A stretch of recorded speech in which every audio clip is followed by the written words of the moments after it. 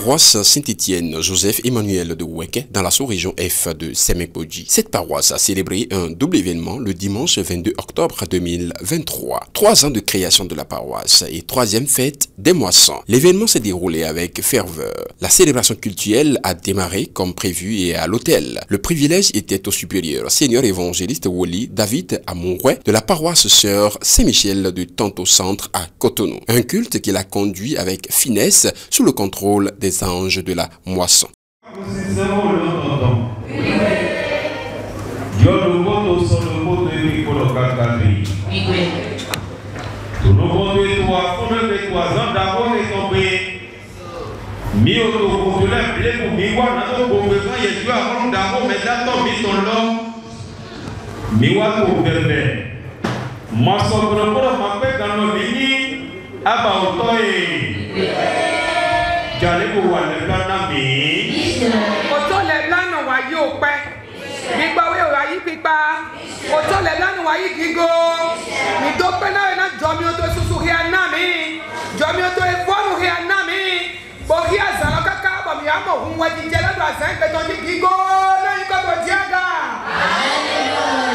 Aholu monodo gambo no gongba yewe do asan egbe tan lo jete do sese mi to apa lo to edo jijele idi bi awe be wa angeli yo tole idi jete da ibaloji beto ese asan egbe tan do Saint-Étienne Emmanuel weke tu aton do gbegbe le Jesu jelu ko na wa ibaloji.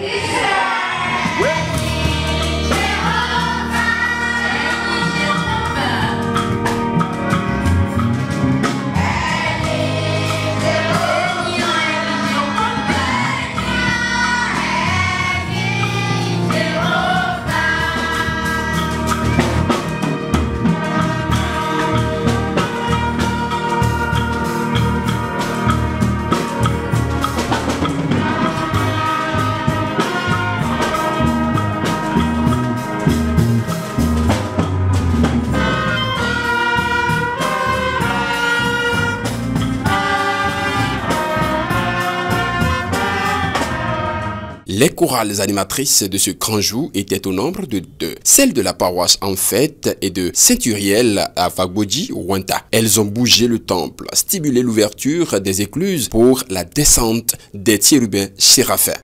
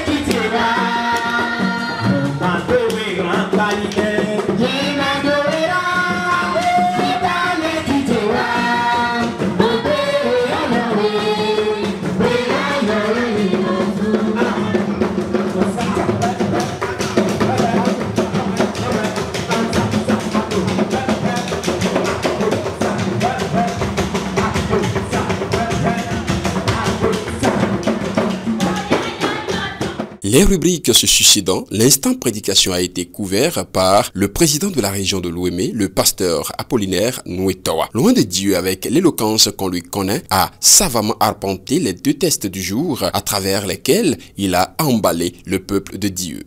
Oui, il y a un ami, Ézéchiel 37, il y a le rodo au chiolé. Bodo rodo au hou de roulé. Ji, bí ma sì gán náà máa kún fúlẹ̀ kó náà bí ọ̀tí jẹ́ tó mẹ́ra àdúgbò lọ. Èyí gbẹ̀tọ́ máa kú, yé mà náà di. Èyí yé mà di, é mà náà yàn. Ní é mà yàn, é mà náà mú gígùn àyájẹ́ tó déwò sí wa. Ẹ̀dá yìí jìnnìkú dé èzé tó kọ́mẹ̀. Ní àzé jìnnìkú tó kọ́mẹ̀. Jìnnìkú náà yàn bó náà kú. Ní ekú, máa ń wá ní gígùn déwò gígùn àyájẹ́ tó. Imamo, ouais, il y a beaucoup de gens Ézéchiel dit bon, et tout dit donnant ni tout évident. Puis bon, plus longtemps, ouais, il dit, bon, uniquement agbado n'élève, agbado dodo, mais beaucoup, génération de génération, mais beaucoup les, au coup est tout dodo dit, ah, mais au coup est qu'elle est, au coup elle est, yes, gano, ouais. Ézéchiel il y a un mini nué de Kolokoto, mi me fille de l'homme, azante ja, mi beo, mi beo, puis bolonatron mi me, bon minaku, bonayi comme, bona les ounions, bon au coulé na poto di, au coulé na poto tena zanda ode. Ye kadou ena mi to akpade ji de domo e igbeto ku ye ba 100 ans o ku le lo moisi o ra les on afin o to ni mi di si opo to fi le pe yo do o ko hana o ko afin tuntun gran afin tuntun bibo mi wa jije mi wa na do azanpe ta e di ase do e ji oto et dans Deutéronome 16, Deutéronome, voilà, ton le coup, mais il y a au vite ou quand tu l'es, mais là, nous sommes vraiment, pour on n'a plus pas, pour dire à Ninami. Voilà, ton tu veux cadeau là, voilà, quand il y a au to le coup, mais son si tu es là, pour nous, tu es là, pour nous, soit au yato, pour nous, l'autre.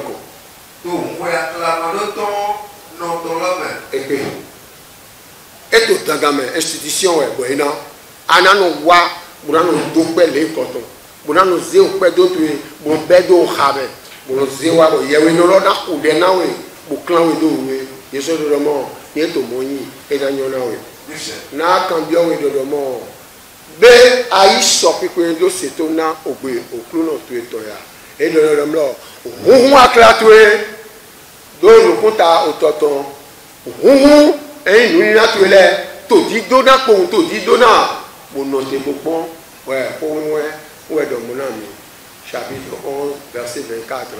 Y donna tout bon, on peut, c'est boire on da goué que dit, mon donna goué que. Ni à point pour l'autre, pour dire que dit, et Didio, dada de et tout titi, à gouvi son, à gouvi nyonou. Et tu dois gouer ton lait, des métaux de filo, moi tu es nana, il y a un peu qui vous à vous mettre ni na vous paie, ni à domo vous paie, fille le réwalo, et maintenant vous bédé. Il y a eu cacago, il doit passer là pour fide, au coin de l'issue, c'est tout dans ça. Il y a eu une chance de briller, pour chant malais, pour chant sévère.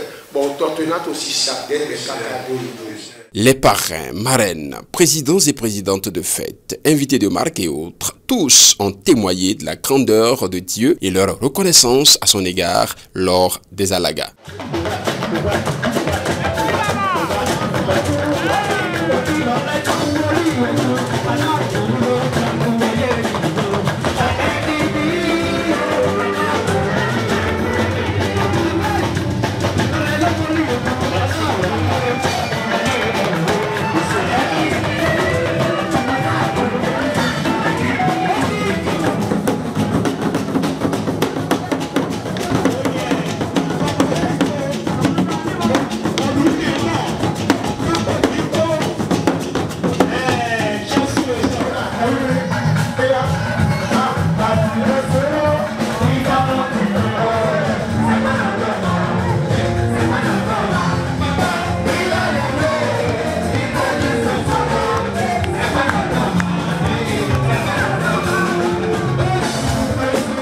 La liesse était totale et on en parlera pendant bien longtemps. Ngwe jije sami teto agunguloji to egbe eka nyon domulo ni medepepe tin bo se oyuro na ngwe jije ye ninu tenpon bono ja fodo ngwe jije temele na edu ale susu gba ogun jije o dali edu ale gon to na dali nu susu we to ngwe jije me ewe so bo mi na mu domulo agun susu ji mi na no mo we nse la medo je sin gbe bi le to agun lo le ji e me do ma do nde bo na wa gba sigba mi no pagigo na yin ko si we to pagun le ko ji nu ye man len lodi de ye man len lodi nu ye man ve do lodi o gbedo to ko blo nu lo dozi nu ye man len lodi gbedo to ko ze nu lo daga edi ye len kuna mi le chobo gbedo to la gage et de troisième édition bo betole wa lo le o amoro nu dagbe wa yin bo ejiro akrisi de do agun ton ayi ko de bode jadi ina erodi ina bo kan rojo mi wa ku to parce que mi on le gbetro support nu dagbe wa yen na bi o mele kpokporo rojo mo ni ma bado to kla lo ni wa ku gan gbeze ton ji bo fi e ma ngan se ko e to yin na zan to hun yin gbonu zan ko do krisi me ku gan ro yin zan ko ni yonun du e je gan lo me wa do bezo to ma ja eyin do ado famille bo famille du bejo e je gan lo me e ma ja me ni adona krisi be je gan lo me adamo iye be na wona we sans que ma bion ne we bona vote ma vote Nigeria yin na we sinon même si ni konto wa na we e je so na do melele we me krisi lo ye do de me lo wo mo do yan me ne u to so yen no yin wa na ro ni edo mi pare abi nu le ko do no yi bedegbe ni o ya gla souvent o gbigbo no le gbe lo jije o we gbe do mi o mele no do pare parce que ma gbo to do no do mi bono yi parce que to tu we de bu ne zo ta me lo no mo ye ton ro fo we do me de do krisi lo me lo to apo to me lo e ye mo gbagba bon fini lo kom no du won mo du pon gbede mo ye mo so no di azonde ye no je ton ye mo so no du wun ya di de no di du don do ko ye ton gbe ama lo gbe to gbe ma wo lo si nukun gbigbo lo we azedo ai ka me to wa se san gbe jije nda ho wen jije ma ni do ko wa mi do na wa ngwe jije to agun mi ton leji ona pa gigo na shiwewe do dagbe wan ton e support la bo me ka do apo ni me do kan we me do ta apo je ton me e mo no gbagba pali do gbe nu agun fi Saint Etienne Emmanuel ton le bido eni ku do ta dagbe bo an to gbe na le gbo to mi ton sisi je ka yan fun Enanyo Etienne lowo je agun logbon bo wa ni ku do ta dagbe me jono de le wa bo ton gbe mi ton le ni ku do aso eton Jesu Christ Nazareth ena to na imeko de mi mo pe ogbon eyan taun do mi do penu ma wo ojija nde ka jo accident tian donc jijo o tin ogbeto bi wa tijo ho ayajije tin evil mo mi to penu ma utrala do ma wa soja we nenu mi ayajije daho de we yin ohwe de dun mi de to agusisen wewe ono tonton me endo epe peropo ayajije mo nkan ton no wa bo eno yo do jije bo eno yin oji dahode bo no je to meji bo mi no mo ki go po ayaje po yi ohwe atongo lodun mi dedi ere lo egbon fo bo yin nu dagbede bo ifenu dagbede na mi. Il y a 3 ans que nous sommes arrivés ici, c'était le début de la plantation. Mais aujourd'hui, quand nous sommes arrivés, tout grouille de monde. Il y a trop de monde et je m'interroge, il n'y a pas mettre ça dans le milieu. Ça m'a surpris qu'ils ont rassemblé beaucoup de monde. Dieu de Sofa a montré, a fait un grand miracle parce qu'il a mis son nom, Saint-Etienne Joseph de Wecker. Est-ce que vous voyez? Donc l'appréciation c'est une bonne chose, c'est très bon. Nous sommes très ravis, nous sommes très contents de tout ce qui s'est passé ici aujourd'hui. Nous félicitons la chorale. Nous félicitons tous ceux qui sont arrivés ici, les devanciers, les enfants, les mamans. C'est très bon. Nous demandons au Seigneur de protéger notre chargé Minofo Etienne. Nous prions aussi pour nous-mêmes, nous prions pour le Vérage suprême Ouada, qui est le président de la sous-région F. Nous prions pour tous ceux qui sont aujourd'hui. Cette fête, elle ne sera pas la dernière pour nous. Nous allons fêter 50, 60, 100 ans ici. Amen. Au lieu de notre Seigneur Jésus-Christ. L'église du Christianisme Céleste a été vraiment très bien organisée. Et ce n'est pas comme certains le pensent, c'est une église révélée. Et voilà, cela se remarque à travers la célébration de nos fêtes des moissons où la chorale joue un rôle très très important. Le déroulement du concert spirituel, c'est l'œuvre des chorales et ce sont les chorales qui viennent prester à ces événements-là. Comme toujours, ceux qui viennent ont toujours reçu nos vœux les plus sincères. Et je crois que c'est parce que ces vœux-là se réalisent qu'ils reviennent encore. Alors donc, je reformule mes vœux les plus sincères, d'abord de remerciements, d'accord.